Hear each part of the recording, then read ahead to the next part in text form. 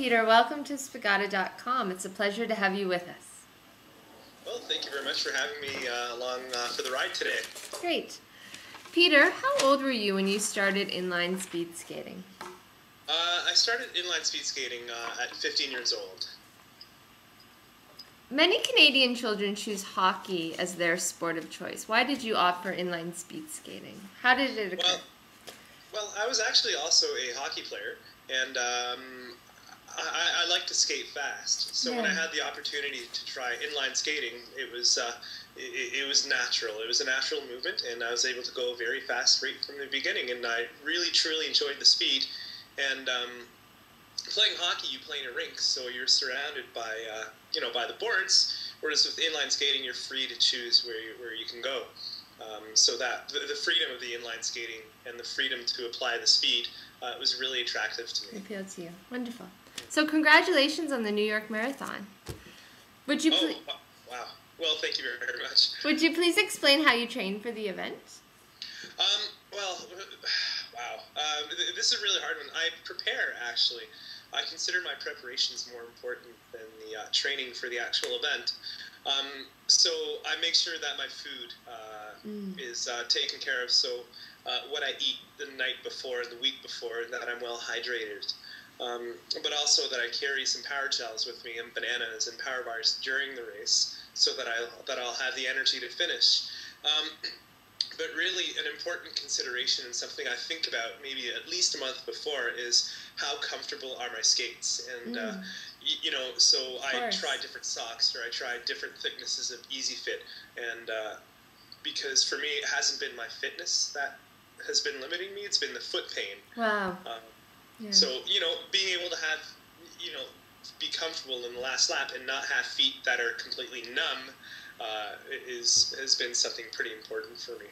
But other than that, the guys that are racing in a race like the New York 100K, they're still fast.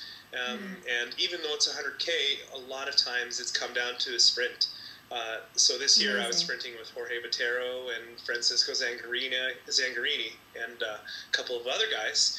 And it's about how fast you can go. So you still need the high-end sprint, and that's what it's about. Amazing. So the next question was, what were your expectations before the race? Like, what did you want? What did you think was going to happen? Really, to be honest with you, I wanted a good race. So I knew who I was racing with. I knew that Eddie Matsker was very strong, and that Olivier Jean was going to be a threat. And Luca Presti, he's Luca Presti. He's incredibly strong. And there's a few boys from the States too who can really, really race well.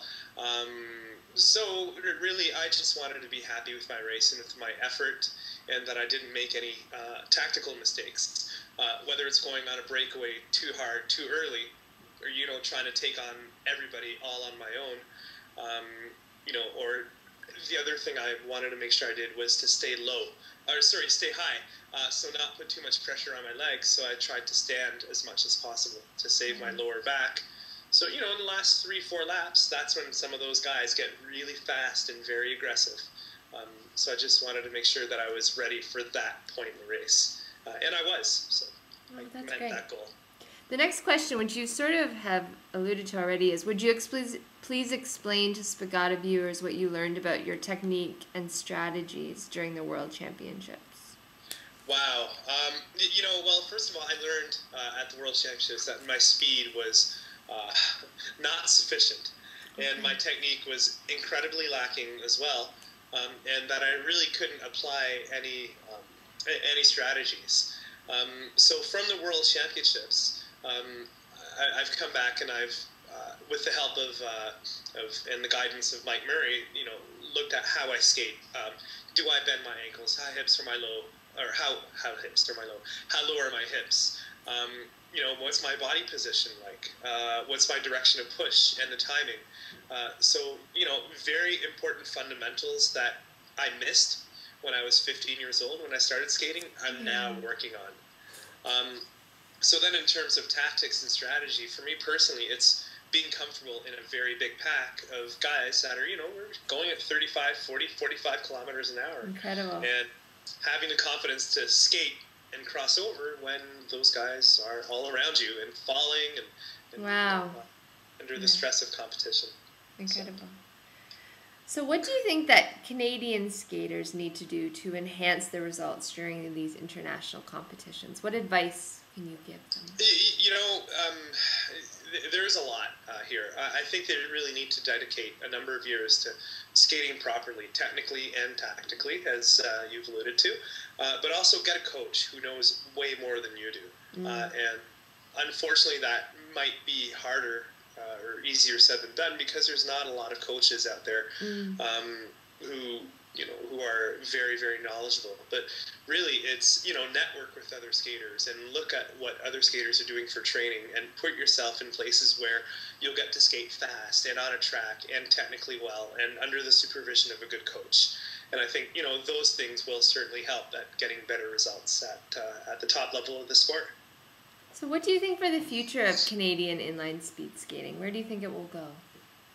I mean, to be honest with you, it can only go up. Yeah. But really, I feel right now like there's a lot of good things going on. There's a good scene in Montreal. It's a small scene, but there's 2 clubs out there, and they've got people who are coaching and involved with getting youth and children out. There's a group in Calgary out as well, from what I understand, headed by Tyler Congdon. And Tyler also has a good understanding of what, good skaters do and how they're supposed to skate. And then there's Alex Perry in Harriston, who has a track, and last year he had a good number of youth out as well, and that's where it is, really. It's with the young skaters. And then in Toronto, there is a club here, and in Ottawa as well, who are also in decent shape. And in Toronto, we're focused on getting the coaching up to par and improving our coaching so that when we get new skaters, we can run better programs and we can better support and help the skaters. So I think it's the future of Canadian skating is being developed as we speak. It's small, unfortunately, and Roller Sports Canada, which is the federation for skating here in Canada, is very small and not funded. So because they're not funded, it's difficult to develop coaches and develop resources for the skaters and support. So I think it could only go up, but it's going to be slow, I believe. Do you think that one day you will be a coach? Absolutely. Well, so I currently am a coach, actually. Oh, okay. So this morning we had our practice at the Scooters Indoor Speed Club, and I ran the program today. But what I'm doing with the club that I'm coaching at is I'm currently writing the programs, and there's 4 coaches who were all implementing the programs on different given nights. So now we have 4 people who've got a good understanding of what programs are and how to run a good program and how to support the skaters when they're running the program and really managing a practice. And I think we're starting to be in a good place here. Amazing. So speaking of good places, the Pan American Games, what's going to happen with you? How are you involved with them? So actually on Wednesday night, there's I guess 6 of us who are headed down to Argentina, not all at the same time. I'm traveling to the Pan American Championships, which are taking place in Rosario in Argentina. And this Pan Am Championship is a qualifier for the 2011 Pan American Games. Got it. And from what I understand, nations have to finish in the top 10 in points to qualify for the Pan Am Games. So really, phase 1 of the whole plan is to qualify Canada for the Pan Am Games. So Jade Pauley, Steve Rubyard, and I will be, trying to keep up and do our best with skaters from Colombia and Venezuela and the United States and Chile and Argentina and all those vast countries. Yeah.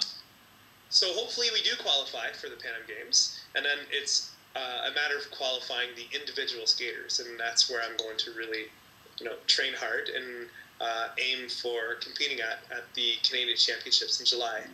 And hopefully we'll qualify for the Pan Am Games in Mexico. All right, that's great. Well, I wish you all the best success. Spagotto.com wishes you best wishes for the future. Thank you. Well, thank you very much. Okay, great. Very good.